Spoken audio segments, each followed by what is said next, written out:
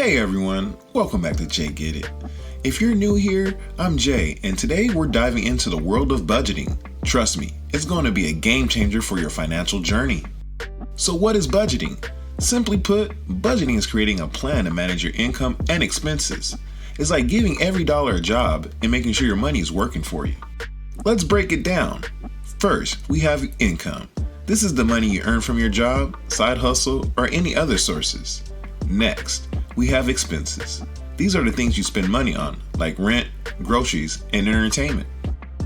Creating a budget is easier than you might think. Let's go through the steps together. Step number 1, list your income. List all your sources of income. Write down everything you earn in a month. Step number 2, list your expenses. List all your expenses. Include fixed expenses like rent and variable expenses like groceries. Step number 3, categorize your expenses. Categorize your expenses. This helps you see where your money is going. Common categories include housing, food, transportation, and entertainment. Step number 4, subtract expenses from income. Subtract your expenses from your income. This shows you whether you're living within your means or overspending. Step number 5, adjust as needed. Adjust as needed if you're spending more than you earn. Look for areas to cut back. If you have extra money, consider saving or investing it.